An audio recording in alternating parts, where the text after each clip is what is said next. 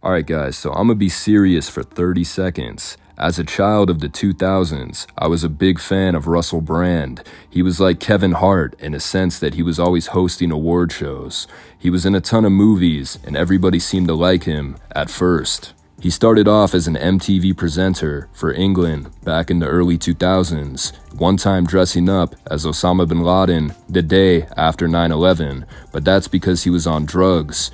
When I was a crack and heroin addict, I made some unusual decisions.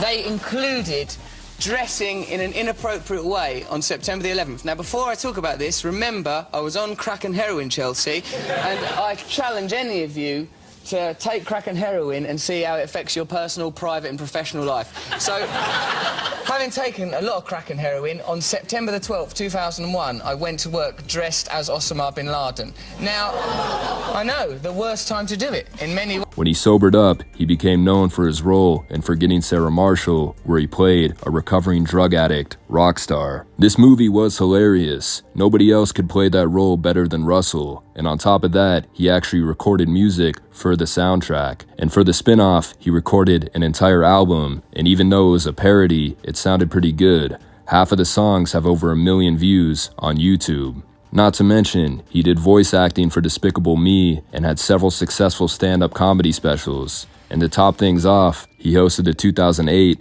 and 2009 VMAs, as well as the 2012 MTV Movie Awards.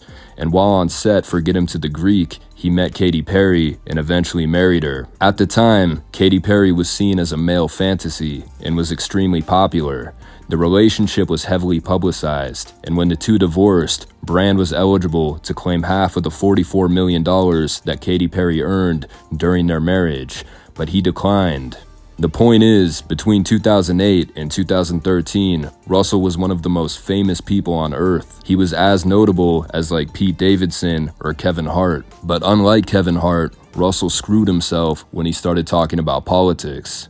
Political parties are kind of like football teams. You usually end up rooting for whoever your parents root for. Unless you're in college, then you'll root for whoever your peers root for. Your surroundings influence you the most. It's really hard to change someone's mind, even if the evidence is there. That's why guys like Kevin Hart, The Rock, they rarely talk about their political beliefs because they know it'll ostracize some of their audience and they won't make as much money.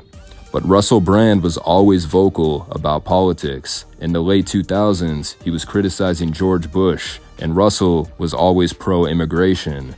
During that time, the culture gods loved him. Not just that, but the Dalai Lama picked Russell Brand to host a youth event back in 2012. But it all came crashing down in 2013 during the GQ Awards, which were sponsored by Hugo Boss.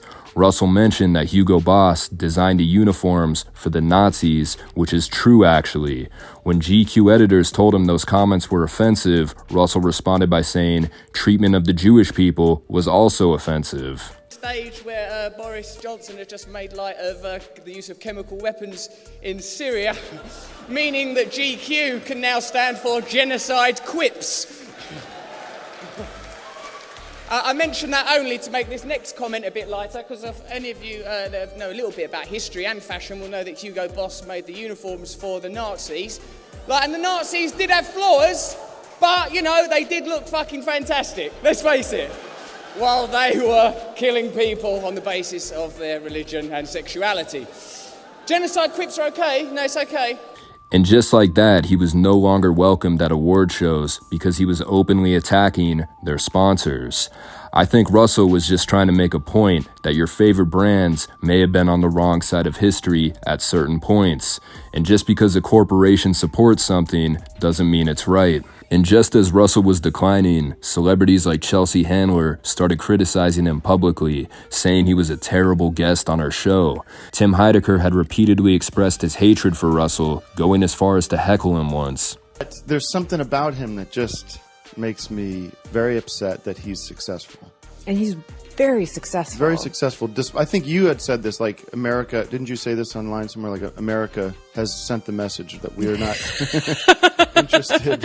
We have a zero to low tolerance policy at Russell Brand at this point. And Family Guy took a couple shots at him too, and there were countless articles talking about how he's wrong about everything. The public had turned on Russell. His show Brand X was canceled in 2013, and he was supposed to star in a sitcom about his life, similar to Curb Your Enthusiasm, but it never happened due to the negative attention he was receiving. Russell started positioning himself as anti-establishment, going as far as to encourage people not to vote, saying that corporations are greedy and wealth needs to be redistributed to the poor.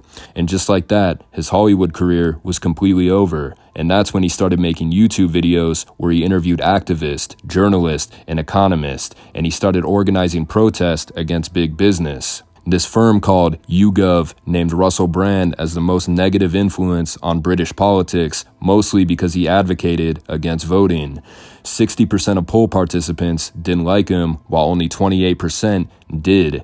Maybe his supporters are against participating in polls too. It's easy to see why people didn't like Russell because he didn't just attack right-wing politicians, but left-wing ones as well, which ended up irritating both sides.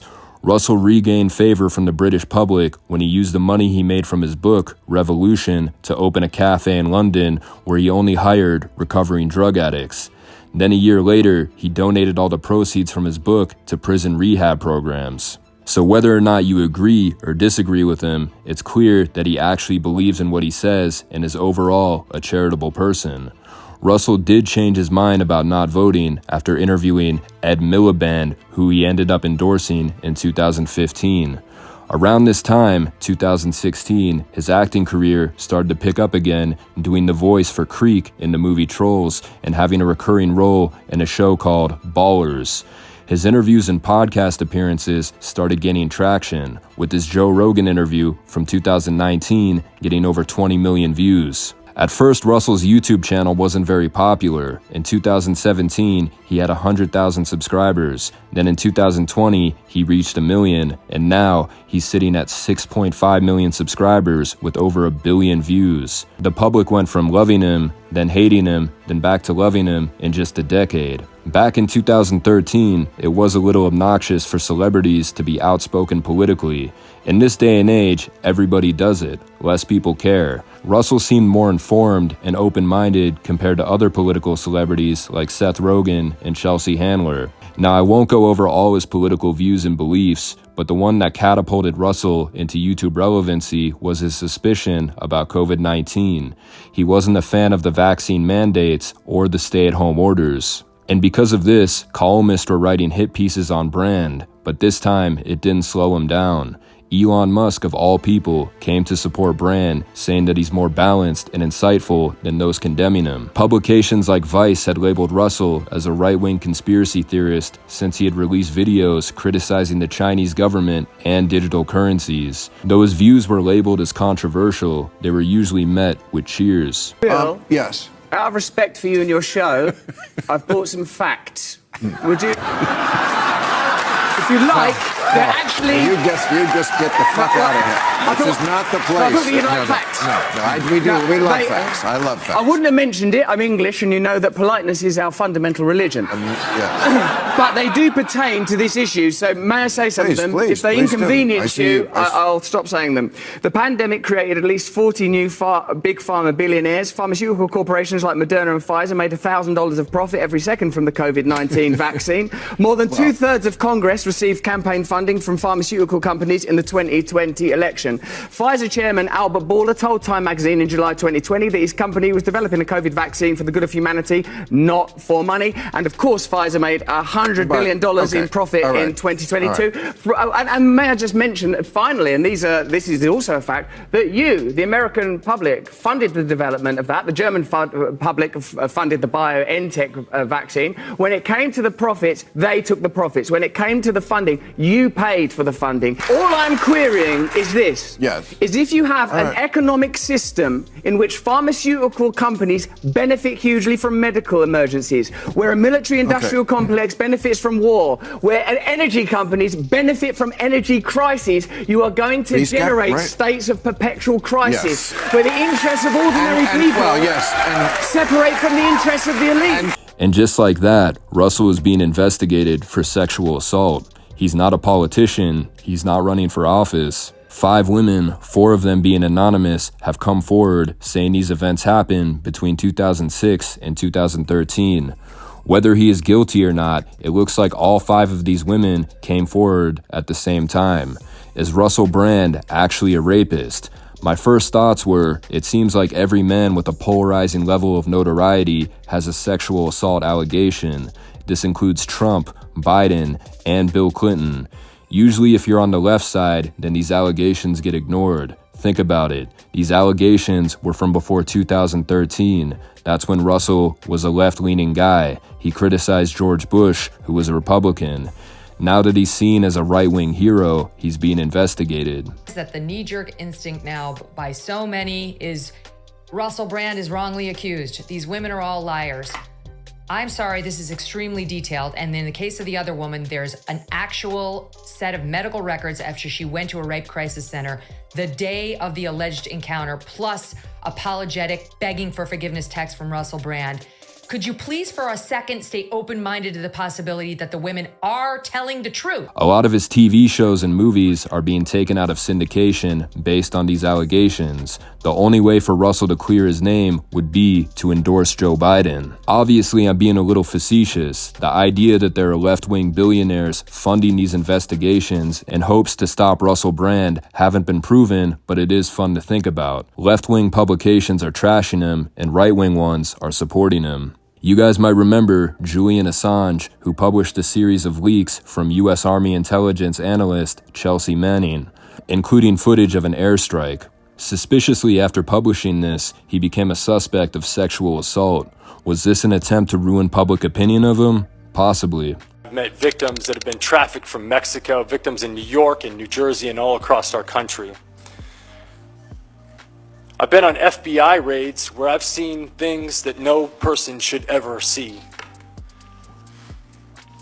I've seen video content of a child that's the same age as mine being raped by an American man that was a sex tourist in Cambodia. And this child was so conditioned by her environment that she thought she was engaging in play.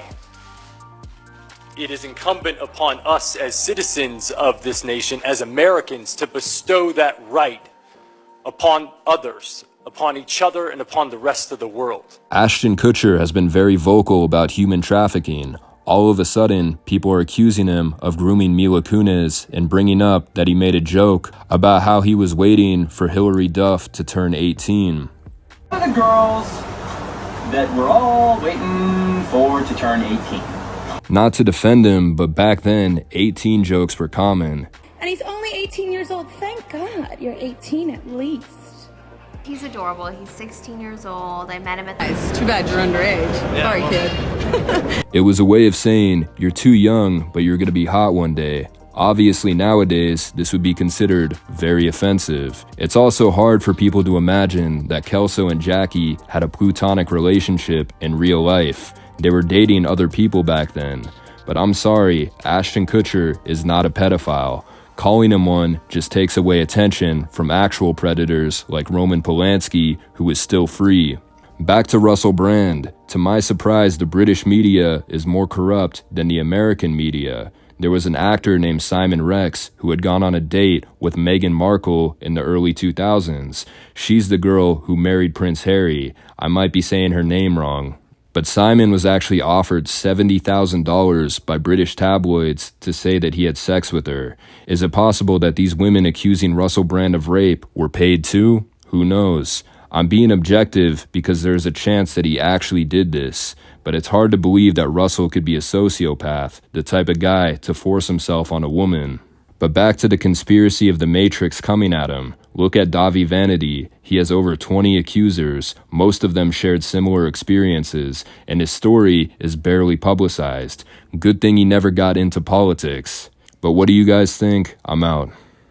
Brand. Sorry, my bad. It's all right. It's okay. Russell Brand.